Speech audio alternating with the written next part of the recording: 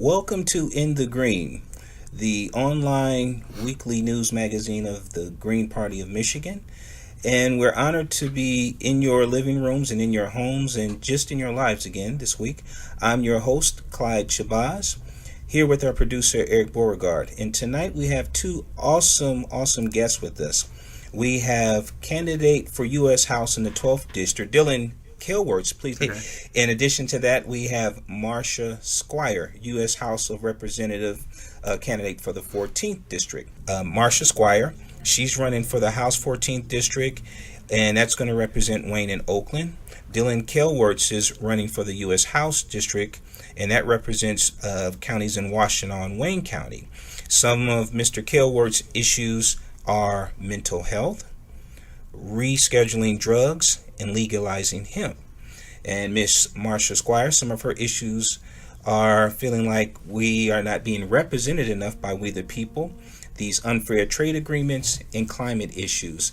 So I'd like to let them jump right into their issues. Marcia? Okay, so I just wanted to say thank you for having me on your show, Eric and Clyde. Thank you for joining us. I'm really looking forward to the upcoming election. This is my first time running for any political office other than my local park association, of which I'm chairman of the board. And I just wanted to let everybody know some of the reasons why I'm running. I was a Bernie voter. I agreed with his platform, and I was proud to vote for him back in March.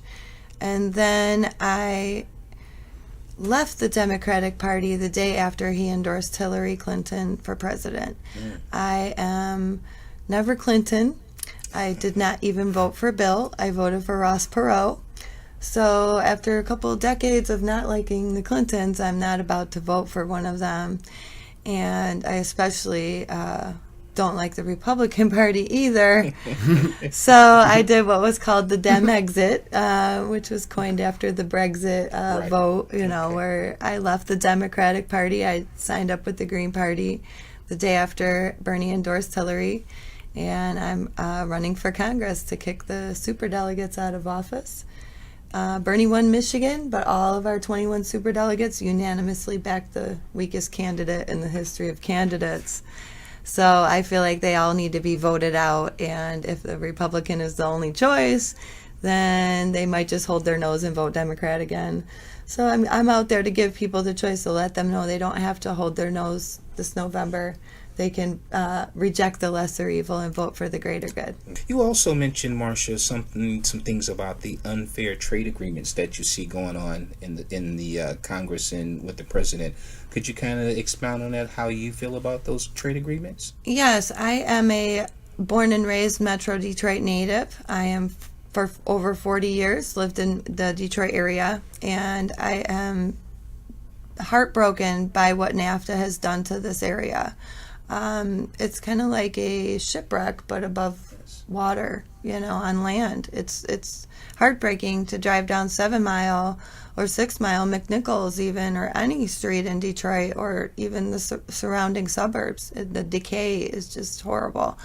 And so when they've got deals like the TPP on the table, which is, in my opinion, NAFTA on steroids, okay, that's when I feel like this is an election emergency, that we need people in Congress that are going to vote no on those horrible trade deals, that are going to do away with environmental and humanitarian laws.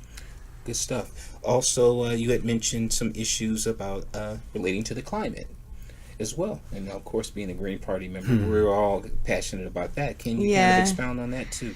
Yeah, I feel like the Republicans deny that it exists, and the Democrats are accelerating it.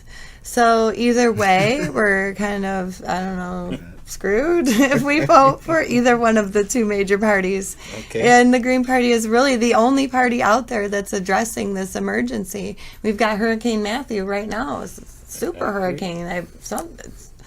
It's crazy how many storms and how more severe they're getting, and it's just we've reached the carbon tipping point recently. Yes.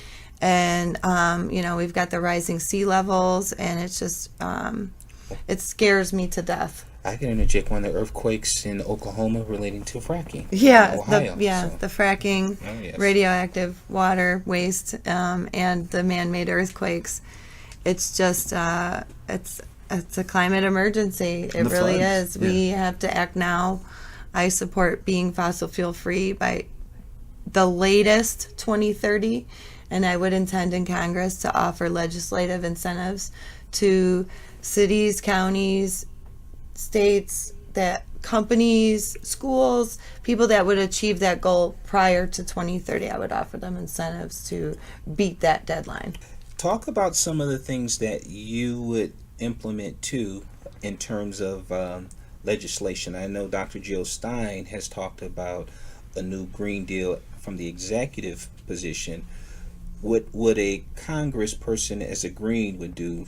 Would you support that new Green Jobs deal? And talk about how you would like to see that implemented. Okay, so that's a great question. I would first retroactively decriminalize marijuana. Let all those people out of jail that are in there wrongfully. Okay. And then I would put them to work, not just let them out of jail, but put them back to work in an emergency jobs program Okay. with a minimum of $15 an hour. That's at least $15 an hour with adjustments for inflation. And I would also provide them with free education. So we're not just having an uneducated workforce either. I support college education, or really publicly funded education from pre-K all the way to PhD, because we need more doctors out there taking care of us. And then so the other part of the Green New Deal, the jobs program, would be basically centered around renewable resources type jobs. Okay. Like solar and wind power, water, those types of energies. And then also I talk about in my campaign bringing our troops home, because we can end this war on oil by 2030 or sooner. We won't have the need for all those troops overseas needlessly getting PTSD.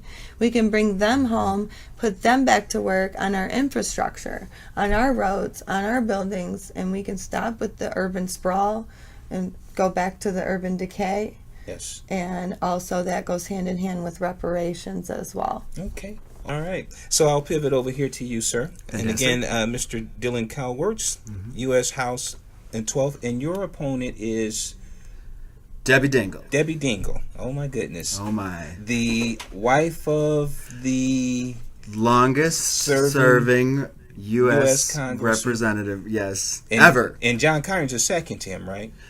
That's correct. So his father served in Congress for 33 years as well. Wow.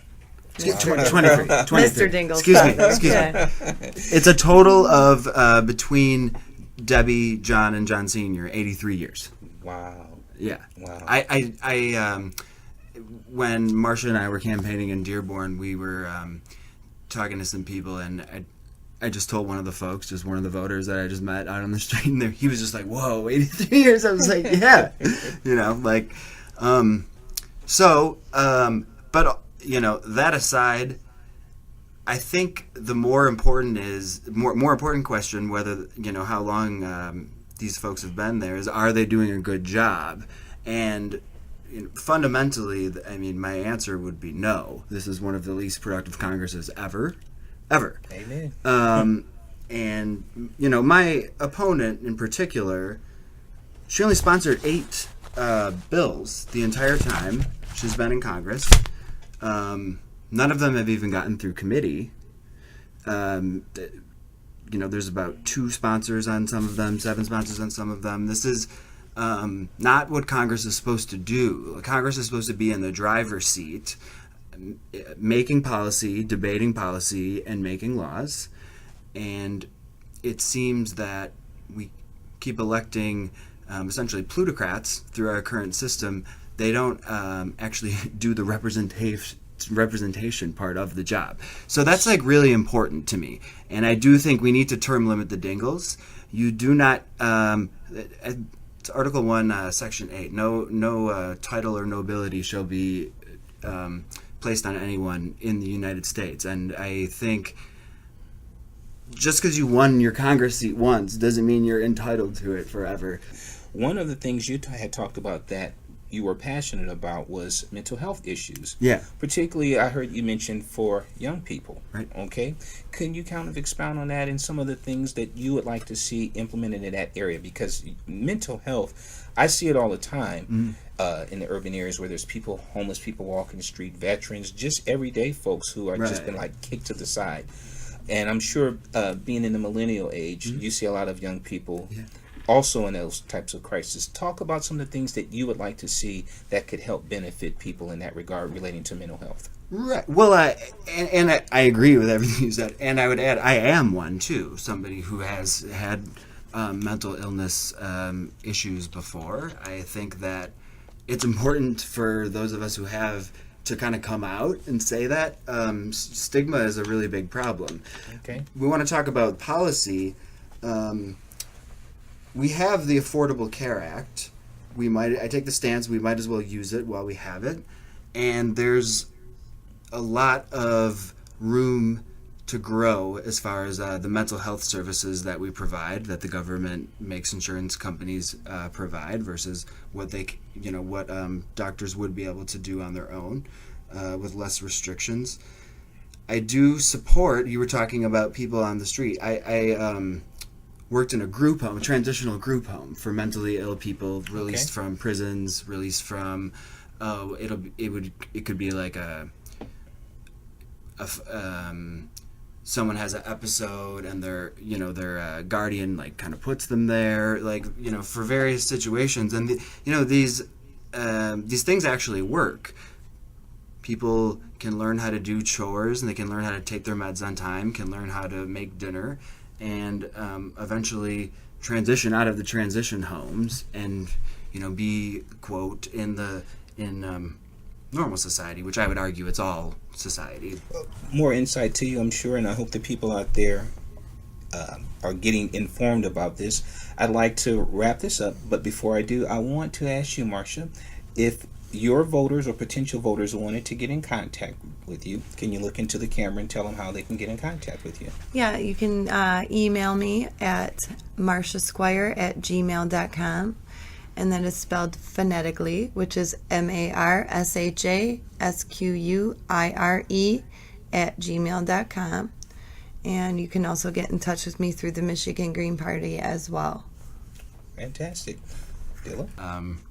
In the graphics. Thank you. So it's Dylan Calewarts .gpmi, which is Green Party Michigan, @gmail.com. And then you can also, I like Twitter. I'm not like huge crazy into Facebook, but I started Twitter, and my handle is Dylan Reps Mish 12. So you should definitely follow me on that. Oh yeah, it's pretty fantastic. I like Marcia and I follow each other. We like to post things about I have a Twitter events account too. going on in the world. I'm at Triple Marcia.